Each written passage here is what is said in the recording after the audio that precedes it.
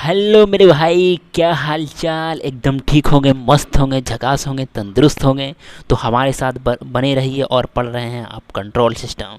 तो हम बात कर रहे हैं कंट्रोल सिस्टम के बारे में। कंट्रोल सिस्टम में राउट हॉर्विज स्टेबिलिटी क्राइटेरिया चैप्टर का नाम है। इसमें कई चैप्टर है। इसमें राउट हॉर्विज स्टेबिलिटी क्राइटेरिया बता रहे थे।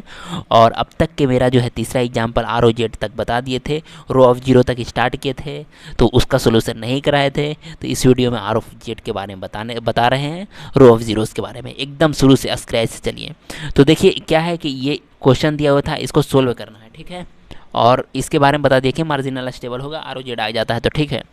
तो देखिए इस क्यू में क्या करेंगे, 1 और 2, क्योंकि ऑड के सामने वाला जो भी रहेगा 1 2 ऑड के सामने लिख दिए। ये 3 6 यहाँ से लिखे हैं, 3 और 6 कैसे लिखे हैं ये चीज़ बता चुके हैं, ठीक है। तो अब यहाँ पे आ गया 0 0। तो 0 कैसे आया था, 6 कम 6 और 3 दूना 6 बटा 3, तो ये आ गया 0 और ये 0 होगा ही। तो ये जो है ROZ हो गया था, ठीक है। तो ये तो हो गया। अब देखिए ये जो नीचे वाला इक्वेशन है ना, ये याद रखिएगा कि यही ROZ है। ये वाला जो है 0 0 जहाँ पे आया उसको क्या बोलिएगा, ROZ, रो ऑफ जीरोज। ये एकदम याद रखिएगा। और ऊपर वाला को इस ऑक्सिलरी इक्वेशन, ऊपर वाला को याद रखिएगा क्या बोलते हैं, ऑक्सिलरी इक्वेशन। मेरे साथ एक बार बोलिएगा, ऑक्सिलरी इक्वेशन, ठीक है। तो ऊपर वाला को याद रखिएगा, ऑक्सिलरी इक्वेशन बोलते हैं।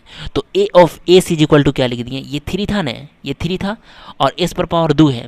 तो याद रखिएगा कि 3 लिखेंगे, जहाँ से स्टार्ट है ऊपर वाला जो रहेगा 3s², और उसके बाद जो है ये इवेन था ना, तो 2 के बाद क्या होगा, 0, ठीक है। अगर यहाँ पे 4 रहा था, सपोज एस पर पावर 4 आता, तो पहले जो है क्या हो जाता है, 3, ये एस पर पावर 4 से स्टार्ट होता, फिर 2, फिर 0, इस तरह का चलता। यहाँ पे 2 है तो 2 से स्टार्ट हुआ, 3s² + 6 एस पर पावर 0, क्योंकि 2 उसके बाद 0, क्योंकि इवेन है।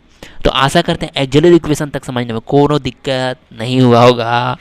इसी को क्या करेंगे, डिफ्रेंशिएशन करेंगे एस के रिस्पेक्ट में। तो एस के रिस्पेक्ट में डिफ्रेंशिएशन करेंगे तो 6s होगा, प्लस क्या हो जाएगा, +0, ठीक है।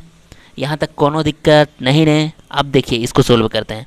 अब 1 2 3 6 जो लिखा हुआ था, 1 2 3 6 1 2 3 6 से लिख दिए। और ये जो ऑक्सिलरी इक्वेशन था, ये जो ऑक्सिलरी इक्वेशन है, ये 6s, ये 3s है, ये 6s 6s, तो 6 लिख दिए और यहाँ पे 0 हो गया। समझ में आया। और 6 छक 36, अब यहाँ पर के लिखना, तो क्या करेंगे, 6 छक 36, 6 में 6 मल्टीप्लाई कैसे करेंगे, तो ये 0 से 3 में, इससे इसका मल्टीप्लिकेशन, ये इसका मल्टीप्लिकेशन, तो ये हो जाएगा 0/6। तो 6 चक हो कितना हुआ, 36। तो यहाँ पे 6 लिख दें, यहाँ पे 0, यहाँ पे 6 लिख दें, तो यहाँ हो जाएगा 0। यहाँ तक कोई दिक्कत नहीं।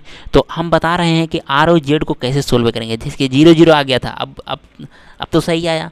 तो अब देखिए ये तो पता चल गया है कि साइन जो है, अब देखिए इसमें क्या देखिएगा कि यहाँ पे साइन क्या है, प्लस, यहाँ पे भी साइन प्लस, यहाँ पे भी प्लस, यहाँ पे प्लस, और सब प्लस से है, सब प्लस से कोई साइन चेंज नहीं कर रहा। यानी कि फर्स्ट कॉलम में कोई साइन चेंज नहीं कर रहा, इसलिए राइट हैंड में कोई भी नहीं होगा। यहाँ तक कोई दिक्कत नहीं है।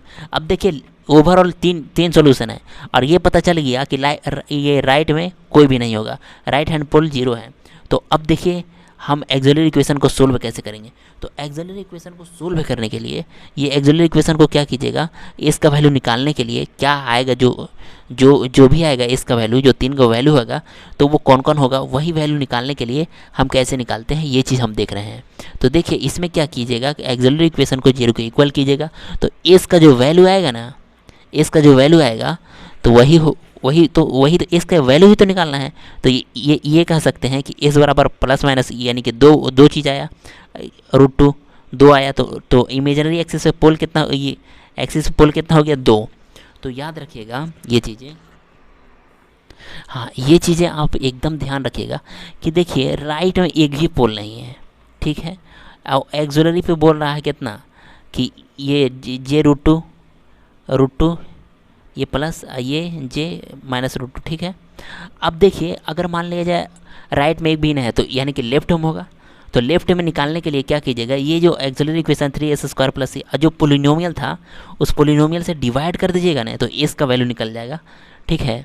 एस का वैल्यू निकल जाएगा। ये चीज़ आप पोलिनोमियल कर चुके होंगे, ठीक है ना। अगर मान लीजिए आपको दिक्कत है भाग लगाने में, क्योंकि 10th क्लास में ये बताया जाता है, तो डायरेक्ट आप याद रखिएगा ऑक्सिलरी इक्वेशन से जो गिवन पोलिनोमियल है उससे भाग लगा दीजिएगा, तो लेफ्ट हैंड पोल निकल जाएगा। तो एस = -3, तो लिख सकते हैं एस = -3। तो अब यही क्या हो गया, ROZ, यही आ गया मार्जिनल स्टेबल। तो मार्जिनल स्टेबल का केस देख लिए हैं। आशा करते हैं आपको समझ में आया होगा।